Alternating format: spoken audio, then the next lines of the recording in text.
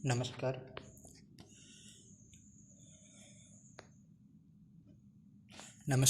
मैं रमेश पौडेल।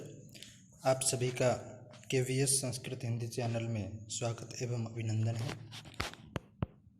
आज हम संस्कृत पाठ्यपुस्तक रुचिरा तृतीय भाग का द्वितीय पाठ विलस्य वाणी न कदापि मे श्रुता, इस पाठ को पढ़ने जा रहे हैं।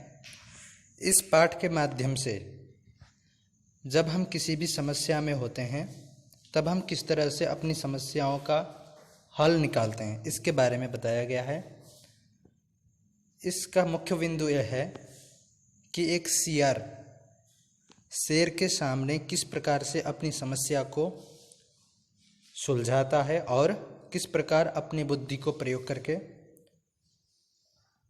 खुद की जान को बचाता है। ठीक है, तो हम पाठ को शुरू करते हैं। देखिए, विलस्य वाणी न कदापि मे श्रुता।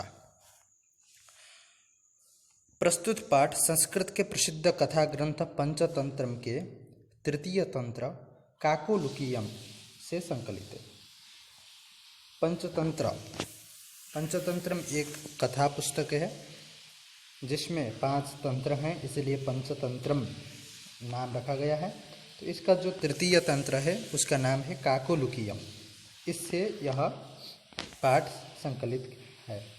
पंचतंत्र के मूल लेखक विष्णु शर्मा जी हैं।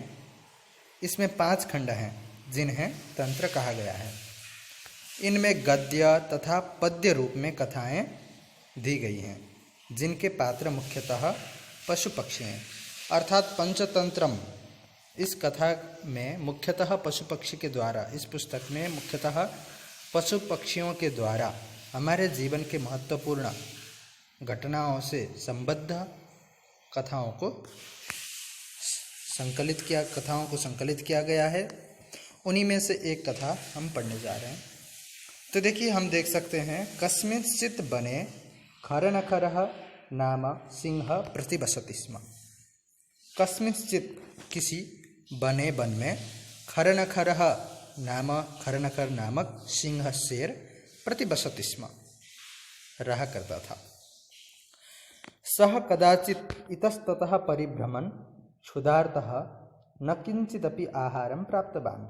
सह वह खरनखर नामक सिंह कदाचित कभी इतस्ततः परिभ्रमन् इधर उधर घूमते हुए, क्षुधार्तः अर्थात वह भूखा था, अतः न किंचिदपि कुछ भी उसको आहार उसे नहीं मिला। आहारम न प्राप्तवान्, आहार नहीं पाया। ततः सूर्यास्त समये एकां महतीं गुहां दृष्ट्वा सः अचिन्तयत्। ततः उसके बाद सूर्यास्त के समय में एक महतीं गुहां बड़ी गुफा को देखकर दृष्ट्वा सः अचिन्तयत्। सः अर्थात खरनखर नाम शेर अचिन्तयत्, उसने सोचा। नूनम एतस्यां गुहायां रात्रौ कोऽपि जीवः आगच्छति। नूनम निश्चय ही एतस्यां गुहायां इस गुफा में रात्रि में कोई जीव आता होगा। अतः अत्रैव निगूढ़ो भूत्वा तिष्ठामि इति। अतः इसलिए अत्रैव यहीं पर निगूढ़ो भूत्वा अर्थात छुपकर तिष्ठामि बैठता हूँ। एतस्मिन् अंतरे गुहायाः स्वामी दधिपुच्छ नामकः श्रृगालः समागच्छत्। एतस्मिन् अंतरे इसी समय में गुहायाः स्वामी उस गुफा का स्वामी दधिपुच्छ नामकः श्रृगाल, दधिपुच्छ नाम का श्रृगाल अर्थात सियार समागच्छत् आया।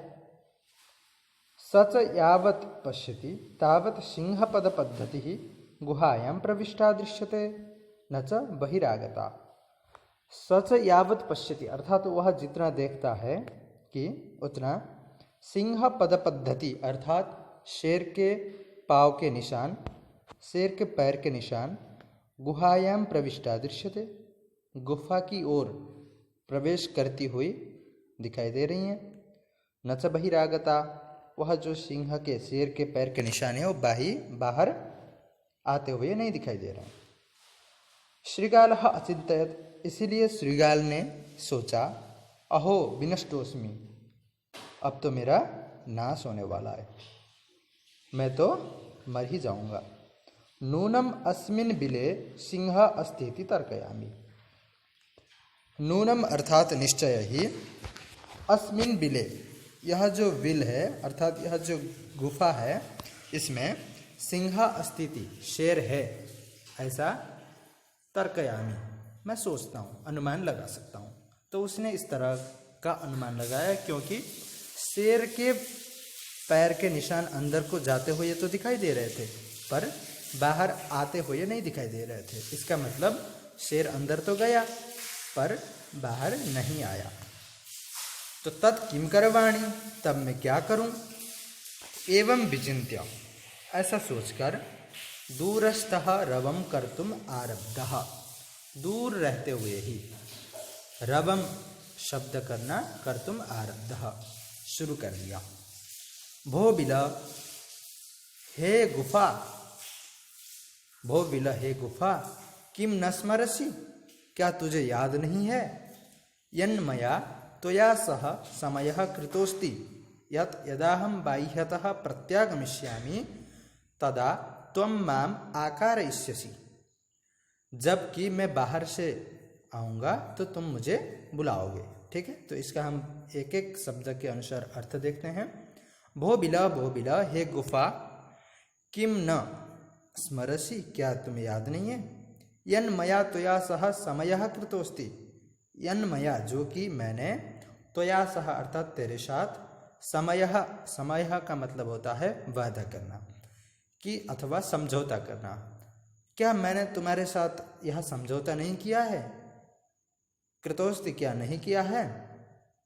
यत् यदाहं बाह्यतः प्रत्यागमिष्यामि, जब मैं बाह्यतः बाहर से, प्रत्यागमिष्यामि मतलब लौट कर आना, तो जब मैं बाहर से लौट कर आऊँगा, तदा त्वं, तब तुम माम मुझे आकारयिष्यसि अर्थात बुलाओगे।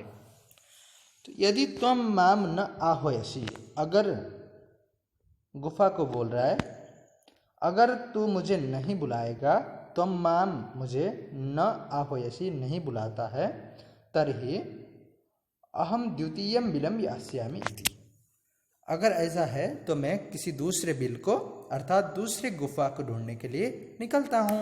ठीक है। अथ एतत् श्रुत्वा सिंह अचिन्तयत्, इस बात को, अथः अब इस बात को, एतत् इस बात को, श्रुत्वा सुनकर, सिंह अचिन्तयत्, एतत् श्रुत्वा, यहाँ पर यहाँ क्या है, संधि है, इसलिए श्रुत्वा को श्रुत्वा लिखा गया है। तो सिंह अचिन्तयत्, सिंह ने सोचा, शेर ने सोचा, नूनम एषा गुहा स्वामिनः सदा समाह्वानं करोति, नूनम अवश्य ही, एषा गुहा, यह जो गुफा है, स्वामिनः स्वामी को, सदा समाह्वानं करोति सदा ही स्वामी को बुलाया करता होगा या स्वामी को शब्द देता होगा। स्वामी अर्थात श्रीयार को, श्रीगाल को। ठीक है। परंतु मद्भयात न किंचित वदति, परंतु क्या है कि इस गुफा में तो मैं आया हूँ। शेर खुद कह रहा है कि गुफा में मैं हूँ और मेरे डर से यह गुफा श्रीगाल को नहीं बुला रहा है। ठीक है। अथवा साद्विदम उच्यते, और यह बात सही भी कहा गया है, क्या कि डर की बात, भय किस प्रकार से होता है, डर किस प्रकार से पैदा होता है, इसके बारे में श्लोक से बताया गया है। जैसे भयसंत्रस्त मनसाम हस्तपादादिकाः क्रियाः प्रवर्तन्ते नवाणी च बेपतुश्चादिको भवेत्, अर्थात भय और संत्रस्त मनसाम, जिनके मन में भय और संत्रस्त छुपा हुआ है, जिनके मन में भय छुपा हुआ है। ठीक है। भय से जो लोग संत्रस्त हो गए हैं, पीड़ित हैं, उनका क्या होता है, हस्तपादादिकाः क्रियाः, हाथ, पादादिक मतलब पैर, आदि जो हैं वो, प्रवर्तन्ते न वाणी च बेपतुश्चादिको भवेत्, उनकी वाणी भी नहीं निकलती है, और बेपथु अर्थात शरीर भी अधिक क्रिया मतलब कंपन करने लगते हैं, क्यों? क्योंकि डर की वजह से। वही हो सकता है क्योंकि यहाँ पर मैं आया हूँ, शेर कह रहा है कि मैं तो गुफा में आया हूँ, तो मेरे गुफा में आने के कारण यह गुफा मेरे डर से क्या है, भय से संत्रस्त है और इसके हाथ पैर कांप रहे होंगे और इसकी आवाज़ भी नहीं निकल रही है। किस लिए? शेर को बुलाने के लिए, सॉरी शियार को बुलाने के लिए गुफा के आवाज़ भी नहीं निकल रहा है। ठीक है, गुफा आवाज़ नहीं दे पा रहा है और यह पूरी तरह से कांप रहा है मेरे डर से।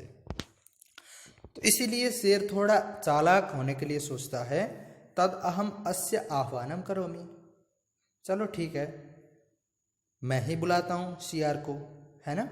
वो कह रहा है कि चलो मैं ही बुला लूँगा शियार को और शियार अंदर आएगा तो उसे खा लूँगा। तो तद अहम, अस्य मतलब शियार के लिए मैं इसके जगह पर, गुफा के जगह पर आह्वानम करोमि, बुलाता हूँ, आवाज़ करता हूँ। एवं सह विले प्रविश्य में भोज्यम भविष्यति, एवं इस प्रकार से सह मतलब वह जो श्रीगाल है शियार, बिले प्रविश्य इस गुफा के अंदर आएगा, बिल में आएगा, और प्रविश्य मतलब प्रवेश करके, में अर्थात मेरे लिए, भोज्यम भविष्यति भोजन बन जाएगा। इत्थम विचार्य सिंहः सहसा श्रीगालस्य आह्वानम अकरोत्।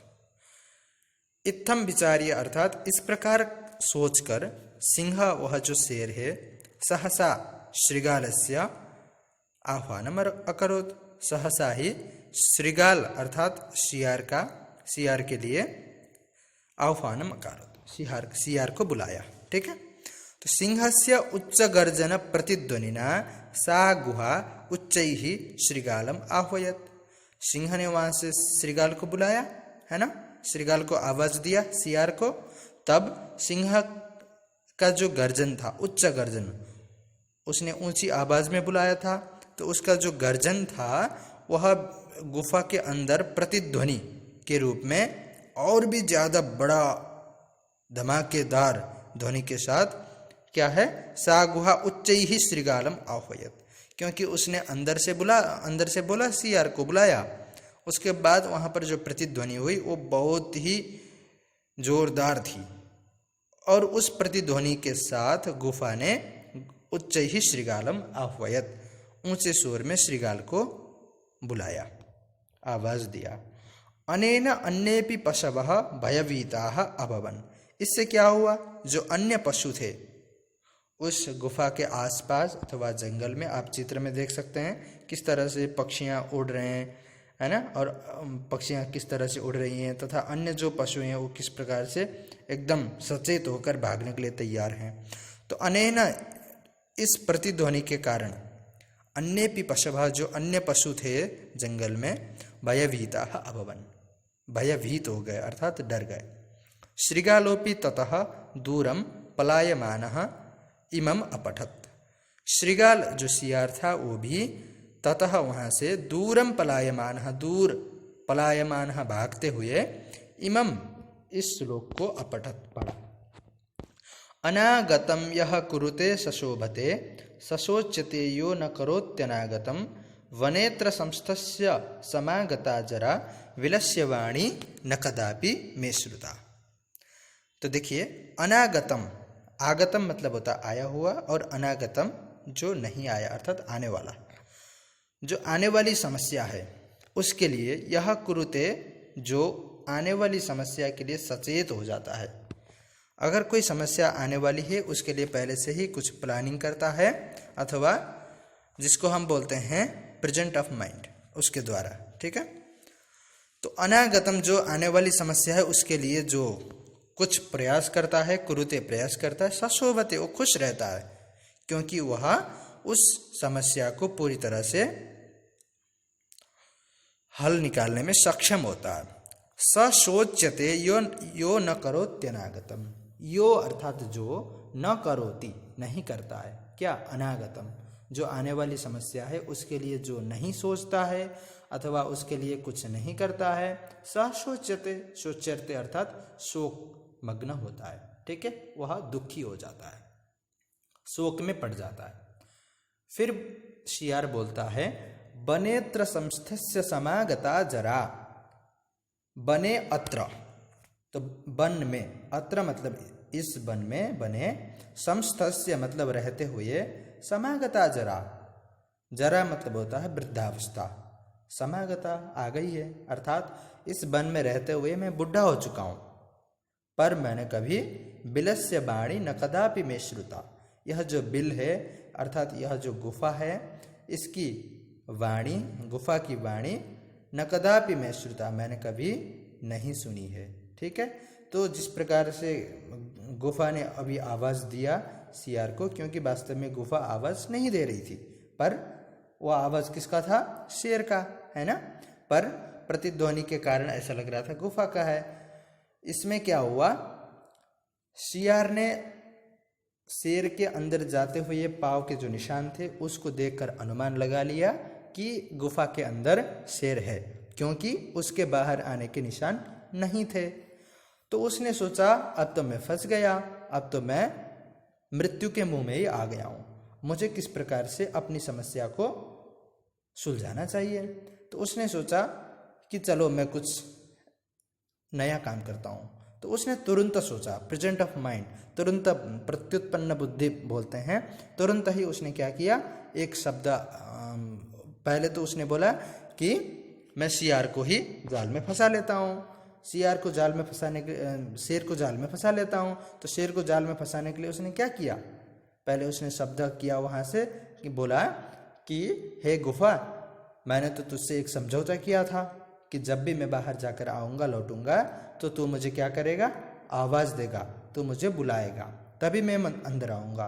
अगर तू मुझे नहीं बुलाता है तो मैं कहीं दूसरी जगह चला जाऊँगा, दूसरे गुफा को मैं ढूंढ लूँगा। अगर गुफा उसे नहीं बुलाती है तो कहीं और जाने वाला है। ठीक है, उसके बाद देखिए, तो फिर वह शेर और चालाक होने के लिए सोचता है कि चलो यह गुफा अपने स्वामी को हमेशा बुलाता होगा जब बाहर से लौट कर आता है ना।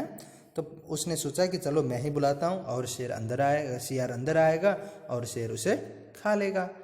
तो उसने चालाकी से आवाज़ तो दिया और उस प्रतिध्वनि के कारण वहाँ जंगल के अन्य जानवर भी भाग गए और सियार को भी विश्वास हुआ कि गुफा के अंदर क्या है, शेर है।